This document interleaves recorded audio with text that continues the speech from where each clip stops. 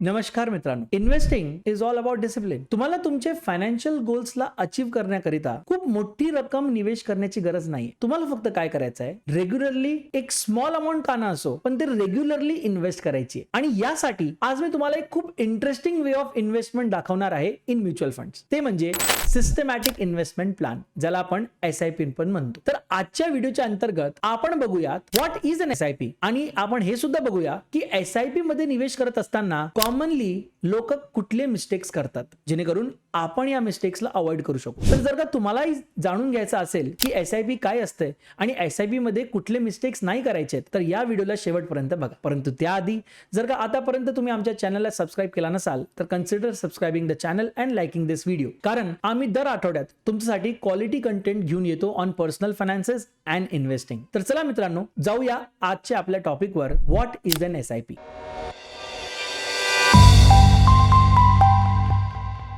Systematic investment plan, popularly known as SIP, ही एक facility आहे जी आपल्याला आपले म्युच्युअल फंड्स प्रोव्हाइड करतात, जेणेकरून आपण एक डिसिप्लिन मॅनरनी या म्युच्युअल फंड मध्ये निवेश करू शकतो. या SIP फॅसिलिटीमुळे आपण एक fixed amount pre defined intervals मध्ये आपल्या मनपसंत म्युच्युअल फंड मध्ये इन्व्हेस्ट करू शकतो. तुमच्या SIP इन्स्टॉलमेंटची जी अमाऊंट आहे ती 500 रुपयापासून चालू होऊ शकते, आणि तुमचा जो प्री डिफाइंड SIP इंटरव्हल आहे तो वीकली असू शकतो, मंथली, क्वार्टरली, सेमी अॅन्युअली किंवा अॅन्युअली पण असू शकतो. SIPच्या सहाय्याने तुम्ही आपला इन्व्हेस्टमेंट प्लॅन बनवून आपले जे फायनान्शियल गोल्स आहेत ते लॉंग टर्म मध्ये अचीव्ह करू शकता. फक्त तुम्हाला काय करायचं आहे, तुमच्या फायनान्शियल गोलची अमाऊंट सेट करा, तुम्हाला रेग्युलरली जी अमाऊंट इन्व्हेस्ट करायची ती अमाऊंट सेट करा, आणि त्यानंतर तुम्ही एक पर्टिक्युलर प्री डिफाइंड इंटरव्हल पण सेट करू शकता, which can be monthly, quarterly, semi quarterly, daily, weekly, anything. For example, suppose मला 1000 रुपीज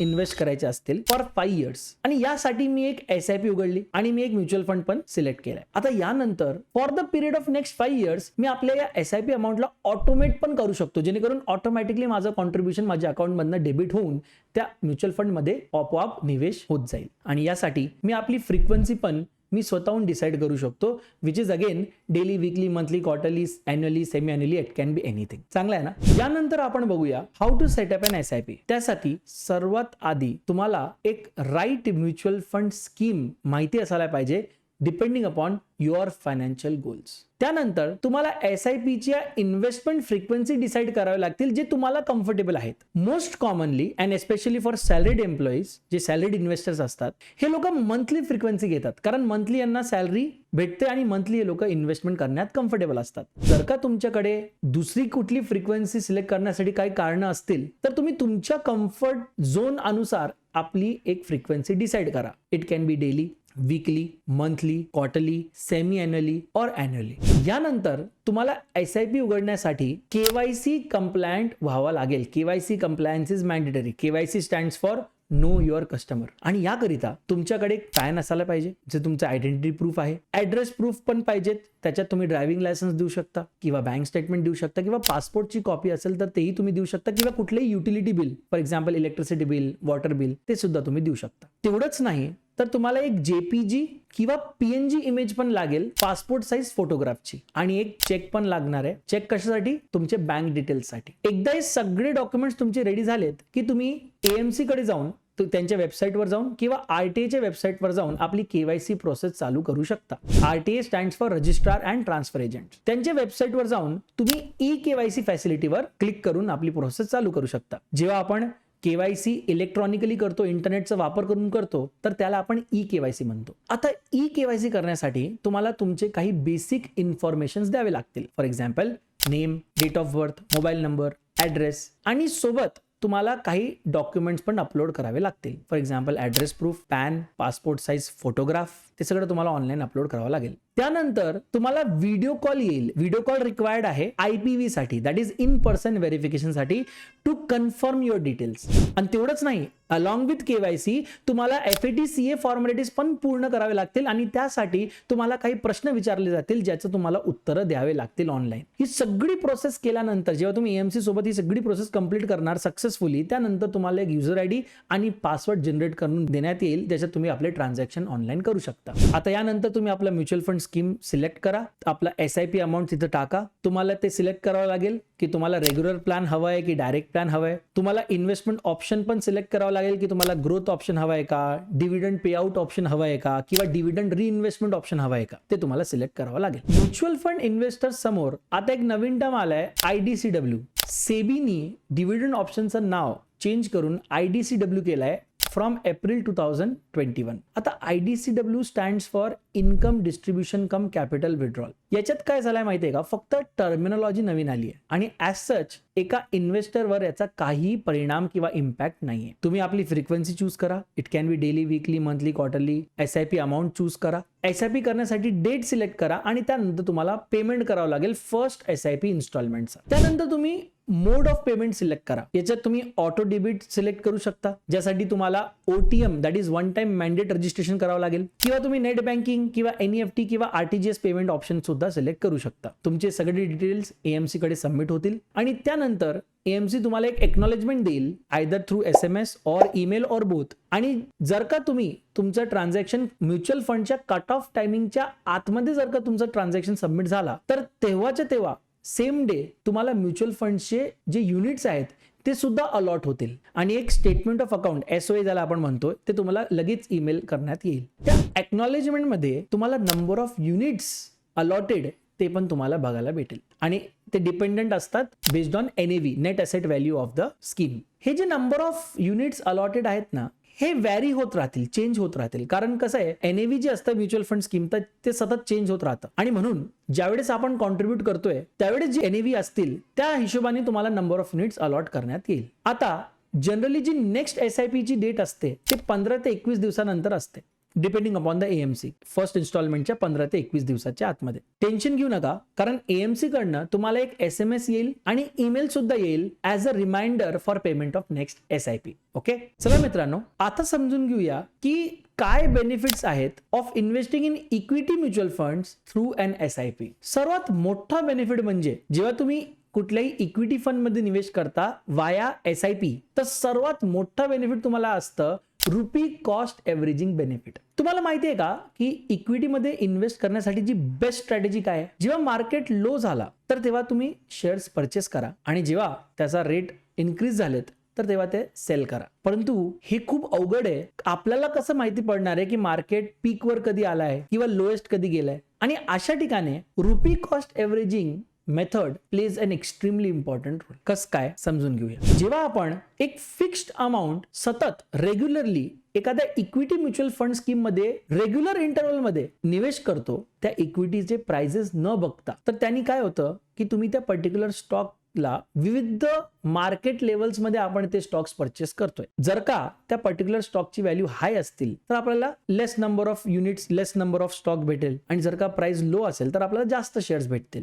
बरोबर, कारण आपला अमाऊंट तर फिक्स आहे आणि मार्केट लेवल व्हेरी होत राहतंय आणि बेस्ड ऑन मार्केट लेवल आपल्याला युनिट्स भेटतात, कधी कमी कधी जास्त, depending upon the market level. परंतु लॉंग रन मध्ये आपला जो परचेस प्राइस आहे तो ऍव्हरेज आउट होऊन जातो आणि म्हणून आपल्या इन्व्हेस्टमेंटवर शॉर्ट टर्म मार्केट फ्लक्च्युएशन्सचा अजिबात कुठल्याही प्रकारचा परिणाम होत नाही. Let us understand rupee cost averaging through an example. समजा तुम्ही प्रत्येक महिन्याला 10,000 रुपये निवेश करताय एखाद्या इक्विटी म्युच्युअल फंड स्कीम मध्ये SIP च्या माध्यमातून, आणि आपण एक पिरियड घेऊया जानेवारी 21 टू जून 21 चा. आता तुमच्या स्क्रीनवर तुम्हाला एक टेबल दिसेल, या टेबलला जरा स्टडी करा, बघा या टेबलला. तर मित्रांनो, लेफ्ट हँड साइडला आपल्याकडे आहे SIP इन्व्हेस्टर आणि राईट हँड साइड मध्ये आहे लमसम इन्व्हेस्टर. SIP इन्व्हेस्टर जानेवारी टू जून या 6 महिन्यात 10,000 रुपये पर मंथ इन्व्हेस्टमेंट करतोय आणि लमसम इन्व्हेस्टर म्युच्युअल फंड मध्ये एक सोबत 60,000 रुपये इन्व्हेस्ट करतोय. आता जानेवारी टू जून प्राइसेस फ्लक्च्युएट होत राहतील, कधी कमी कधी जास्त, आणि जेणेकरून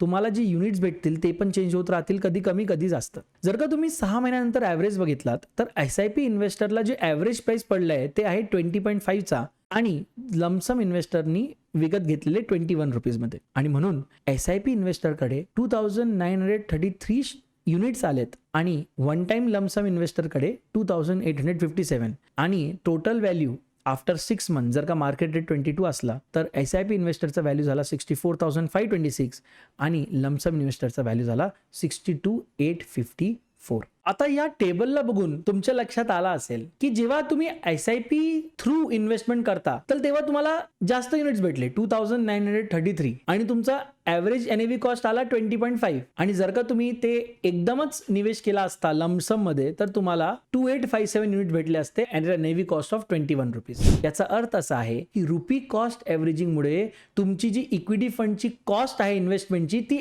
स्प्रेड आउट झाली आहे आणि तुम्हाला तुमचे जे गेन्स आहेत ते मॅक्झिमाइज होऊन भेटलेत. बरोबर मित्रांनो, अजून एक बेनिफिट आहे of investing in equity instrument like equity funds through SIP आणि ते म्हणजे पॉवर ऑफ कंपाऊंडिंग बेनिफिट. समजून घ्या, this is basically return on your returns from equity funds. जेव्हा आपण आपल्या इन्व्हेस्टमेंटमध्ये रीइन्व्हेस्टमेंट ऑप्शन सिलेक्ट करतो तेव्हा आपले जे रिटर्न्स आहेत, जे आपल्याला प्रिन्सिपलवर रिटर्न्स भेटलेत ते प्रिन्सिपल सोबत परत रिइन्व्हेस्ट होऊन जातात आणि अशा रिइन्व्हेस्टमेंटला आपण कंपाऊंडिंग बेनिफिट म्हणतो. म्हणजे जी अमाऊंट रक्कम जी आपण कमवली आहे ती आपण परत इन्व्हेस्ट करून आपल्या रिटर्न्सवर परत रिटर्न्स कमवतोय, याला आपण कंपाऊंडिंग म्हणतो. तर आपल्याला या पॉवर ऑफ कंपाऊंडिंगचा बेनिफिट घेता येईल जर का आपण SIP च्या अंतर्गत इक्विटी फंड मध्ये इन्व्हेस्ट करत असाल तर. चला मित्रांनो, आता बघूया काय ते कॉमन मिस्टेक्स आहेत जे लोक करतात व्हाईल इन्व्हेस्टिंग इन SIPs आणि आपण कसं ते अवॉइड करू शकतो. Mistake number 1, skipping your SIP. मित्रांनो,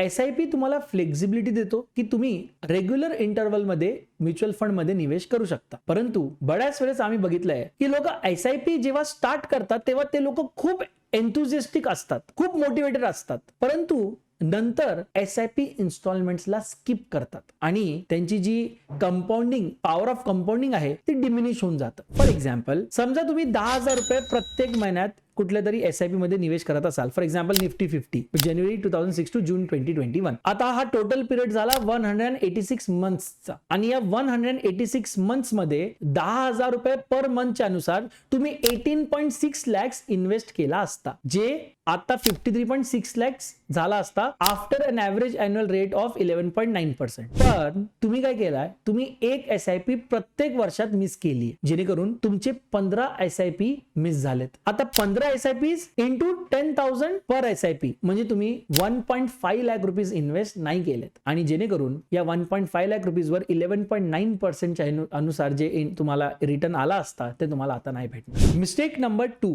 नॉट इन्क्रीजिंग युअर SIP. मित्रांनो, आपण जसं जसं प्रोफेशनली ग्रो होतो आपली सॅलरी पण इन्क्रीज होते, आपले फायनान्शियल गोल्स, ॲस्पिरेशन्स हे सुद्धा वाढतात आणि म्हणून हे अतिशय गरजेचं आहे की आपल्याला आपली SIP कॉन्ट्रीब्युशन पण इन्क्रीज आपण केली पाहिजे आणि हे करण्यासाठी आपण स्टेप अप SIPचा वापर करू शकतो. स्टेप अप SIP, ज्यांना आपण टॉप अप SIP पण म्हणतो, हे तुम्हाला परवानगी देतो की तुम्ही आपल्या SIP अमाऊंटला इन्क्रीज करू शकता, स्टेप अप करू शकता रेग्युलर इंटरव्हल्स मध्ये. म्हणजे तुम्ही एक SIP स्टार्ट करा फिक्स्ड अमाऊंट आणि त्यावर रेग्युलर टॉपअपचा एक ऑप्शन सिलेक्ट करा. फॉर इन्स्टन्स, तुम्ही SIP चालू केला 10,000 रुपयाची आणि त्यानंतर तुम्ही आपल्या म्युच्युअल फंड हाऊसला काय सांगितलं तुम्ही की प्रत्येक 12 महिन्यानंतर या SIP अमाऊंटला 2,000 नी वाढून घ्या. आता याचे बेनिफिट्स काय जरा समजून घ्या की what are the benefits of stepping up an SIP. यासाठी एक एक्झाम्पल घेऊया. समजा तुम्ही एक मंथली SIP चालू केलात, 5,000 ची SIP 20 वर्षासाठी. Let us assume average annual rate of return तुम्हाला 11% नी भेटतंय. याचा अर्थ असा आहे की तुम्ही आतापर्यंत अक्युमुलेट केला असाल कॉर्पस ऑफ 43.67 lakhs 20 वर्षानंतर. आता लेट्स अज्युम जर का तुम्ही स्टेपअपचा ऑप्शन घेतला असता, स्टेपअप बाय 5% किंवा 10% तर 20% काय झाला असता. यासाठी तुम्हाला एक टेबल दाखवतो, जरा या टेबलला स्टडी करा आणि बघा.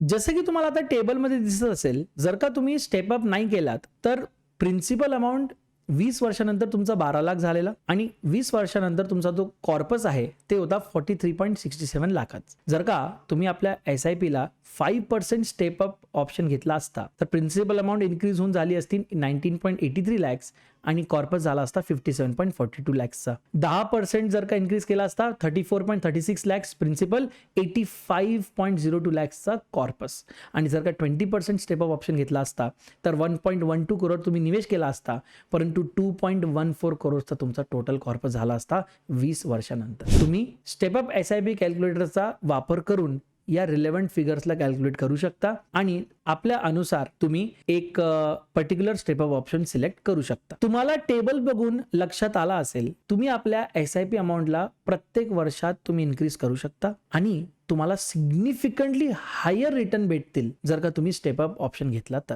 Mistake number 3, opting for dividend plans instead of growth plan. तुम्हाला माहिती आहे का प्रमुख कारण काय आहे की SIP हे जे आहे म्युच्युअल फंड स्कीम मध्ये हे एवढा चांगला वेल्थ अक्युमुलेट करून देतात आपल्याला लॉंग टर्म मध्ये? या मागचा प्रमुख कारण आहे पॉवर ऑफ कंपाऊंडिंग बेनिफिट. परंतु तुम्ही या पॉवरला एन्जॉय नाही करू शकणार जर का तुम्ही रिइन्व्हेस्ट द रिटर्न ऑप्शन नाही घेतला तर. आणि म्हणून ही सर्वात मोठी मिस्टेक आहे जी तुम्हाला अवॉइड करायची आहे. कारण जर का तुम्ही डिव्हिडंड प्लॅन घेतला, ज्याला आपण IDCW प्लॅन पण म्हणतो, तर अशा वेळेस तुम्हाला या रिइन्व्हेस्टमेंटचा ऑप्शन आणि जे कंपाऊंडिंग बेनिफिट आहे हे तुम्हाला नाही भेटणार. जेव्हा आपण म्युच्युअल फंड मध्ये निवेश करतो तर तुम्हाला 2 ऑप्शन्स युजली देण्यात येतात. एक म्हणजे ग्रोथ प्लॅन आणि दुसरा म्हणजे डिव्हिडंड प्लॅन. अंडरलाईन पोर्टफोलिओ तुम्ही कुठलाही प्लॅन घ्या ते सेम असणार आहे. ओके, तर मग डिफरन्स काय आहे की तुमचे रिटर्न सोबत ते काय करतायत, ते फक्त तेच डिफरन्स आहे. फॉर इन्स्टन्स डिव्हिडंड प्लॅन मध्ये तुम्ही ऑप्ट करताय की तुम्हाला ते रिटर्न्स रेग्युलर इंटरव्हल मध्ये पे केले पाहिजेत. ऑन द अदर हँड जर का तुम्ही ग्रोथ प्लॅन ऑप्ट करताय तर म्युच्युअल फंड स्कीमला तुम्ही सांगताय की माझे जे रिटर्न्स आहेत ते तुम्ही रिइन्व्हेस्ट करा, ते मला देऊ नका रिटर्न रेग्युलर इंटरव्हल्स मध्ये, ते तुम्ही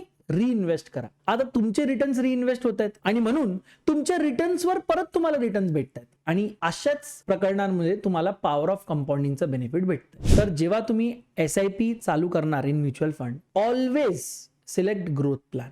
ग्रोथ प्लॅन सिलेक्ट केल्याने तुम्हाला रेग्युलर इंटरव्हल कुठल्याही प्रकारचे पेमेंट करण्यात येणार नाही. इन्स्टेड तुमचे सगळे रिटर्न्स आहेत ते रिइन्व्हेस्ट करण्यात येईल आणि म्हणून एक चांगली वेल्थ तुमची जनरेट होईल आणि तुम्हाला एक खूप चांगला कंपाऊंडिंग बेनिफिट पण भेटेल. Mistake number 4, not having an SIP for a specific financial goal. हे बघा, तुमचे काही मीडियम टर्म फायनान्शियल गोल्स असतील, for example buying a car, किंवा तुमचे लॉंग टर्म फायनान्शियल गोल्स असतील, रिटायरमेंट और बाईंग अ हाऊस. कारण एक सर्वात मोठी मिस्टेक लोक काय करतात, न विचार करता 1, 2, 3 SIP उघडून टाकतात. हे म्हणजे असा इन्व्हेस्टमेंट झालाय की तुम्ही कार चालू केली, ड्रायव्हिंग चालू केलंय, परंतु तुम्हाला माहिती नाही कुठे जायचंय. आपले फायनान्शियल गोल्स न कन्सिडर करता जर का तुम्ही इन्व्हेस्टमेंट चालू करणार तर ते एमलेस इन्व्हेस्टमेंट झाला ना, बरोबर ना? चला एका एक्झाम्पलच्या माध्यमातून समजून घेऊया. सपोज तुम्हाला 15 वर्षानंतर 25 लाख रुपये लागणार आहेत फॉर चाइल्ड हायर एज्युकेशन. समजा ऍव्हरेज अॅन्युअल रिटर्न 10% आहे आणि इक्विटी म्युच्युअल फंड मध्ये, तर तुम्हाला आज SIP चालू करावा लागणार आहे 6,000 रुपये पर मंथची. ऑन द अदर हँड समजा तुम्हाला 30 वर्षानंतर 2 करोड रुपये अक्युमुलेट करायचे असतील तुमच्या रिटायरमेंटसाठी आणि सेम जर का आपण ऍव्हरेज अॅन्युअल रिटर्न 10% अज्युम केला तर तुम्हाला आज SIP स्टार्ट करावा लागेल 9,000 रुपये पर मंथची. चला एक टेबलच्या माध्यमातून समजून घेऊया. हा टेबल बघा. तर तुमचा टार्गेट अमाऊंट गोल अनुसार आपण ठरवलंय. चिल्ड्रन एज्युकेशन साठी 25 लाख आणि रिटायरमेंट साठी 2 करोड. आपण टाइम रिमेनिंग पण काढलंय 15 वर्ष आणि 30 वर्ष. आपण इथे एक्झाम्पल मध्ये ऍव्हरेज अॅन्युअल रिटर्न सेम धरलंय 10% इच. आता यासाठी तुमचा मंथली SIP अमाऊंट किती असणार आहे? 6,000 for children education and 9,000 for retirement.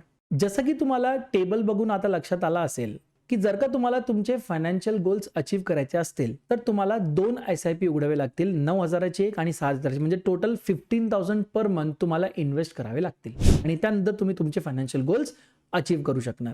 आता अशा ठिकाणी समजा जर का तुम्ही रॅन्डमली 2 SIP उघडले असतील 5-5 हजाराचे, तर तुम्ही आपले फायनान्शियल गोल अचीव्ह करू शकले असते का? नाही, बरोबर. प्रत्येक SIP मागचा एक फायनान्शियल गोल असायला पाहिजे. Retirement, child education, marriage, buying a car, काहीही असो. आता जेव्हा तुमचे SIP मागे गोल असेल ना, तर अशा वेळेस तुम्ही जेव्हा SIP चालू करणार, तुम्ही अशा SIP ला कंटिन्यू सुद्धा करणार. का? कारण तुम्हाला माहिती आहे की जर का मी या SIP ला पॉज केला किंवा कॅन्सल केली तर मी माझे फायनान्शियल गोल्स अचीव्ह करू शकणार नाही. म्हणून आपल्या SIP ला नेहमी एक फायनान्शियल गोल असावा. Mistake number 5, you don't monitor your SIPs पिरियॉडिकली. SIP चालू करणे हे तो फक्त बिगिनिंग आहे आणि हे एंड नाही आहे तुमच्या इन्व्हेस्टमेंट जर्नीचा. तुम्हाला त्या SIP इक्विटी फंड इन्व्हेस्टमेंटला तुमच्या लॉंग टर्म फायनान्शियल गोल्स सोबत कंटिन्युअसली मॉनिटर करावं लागेल, कम्पेअर करावं लागेल. तुम्हाला बघावं लागेल की तुमचे जे फायनान्शियल गोल्स आहेत ते तुम्ही अचीव्ह करू शकणार आहात का या SIPच्या सोबत. आणि म्हणून या SIP ला रेग्युलरली रिव्ह्यू करणे हे अतिशय गरजेचे आहे. तुम्ही बघा त्या इक्विटी म्युच्युअल फंड स्कीमनी किती रिटर्न दिलेत. आणि पर इयर त्या रिटर्नला तुम्ही मॉनिटर करा. रिव्ह्यू केल्याने तुम्हाला समजेल की हा जो इक्विटी म्युच्युअल फंड आहे तो आपल्या एक्सपेक्टेशन प्रमाणे रिटर्न देतोय की नाही. कारण जर का तो अंडर परफॉर्म करत असेल आणि सारखा अंडर परफॉर्म करत असेल, say for example 16 to 24 month झाले आणि तो अंडर परफॉर्म करतोय, अशा वेळेस it is better to exit from that equity mutual fund scheme. कारण आपला मेन उद्देश आहे आपले financial goals. So that's it. To wrap it up, SIPs हे एक्सलंट फायनान्शियल टूल्स आहेत एका इन्व्हेस्टरसाठी. कारण यांच्या मदतीने आपण वेल्थ क्रिएशनच्या पाथवर डिसिप्लिन मॅनरनी चालू शकतो लॉंग टर्म. प्रत्येक SIP ला एका फायनान्शियल गोलची लिंक करणे हे अतिशय गरजेचे आहे. कारण यांनी आपण मोटिवेट राहू आणि पिरियॉडिकली इन्व्हेस्टमेंट करत राहू. आपल्या फायनान्शियल प्लॅनिंग आणि आपल्या इन्व्हेस्टमेंटला सतत रिव्ह्यू करणे हे सुद्धा अतिशय गरजेचे आहे. जसं जसं तुमचे इन्कम रेज होत राहतील तसं तसं तुम्हाला SIP पण इन्क्रीज करायचं आहे, हे अजिबात विसरू नका. Right equity mutual fund select करा, पिरियॉडिकली त्या फंडला मॉनिटर करा जेणेकरून तुमचे रिटर्न्स मॅक्झिमाइज होतील आणि आपले फायनान्शियल गोल्स अचीव्ह करा. So this was all about today's video. आम्हाला आशा आहे की तुम्हाला आमचा हा व्हिडिओ आवडला असेल आणि जर का तुम्हाला असे बरेच कंटेंट बघायचे असतील तर don't forget to subscribe to our Groww Marathi YouTube channel. Thank you so much for watching guys and girls. Signing off. See Adarsh Joshi. Bye bye.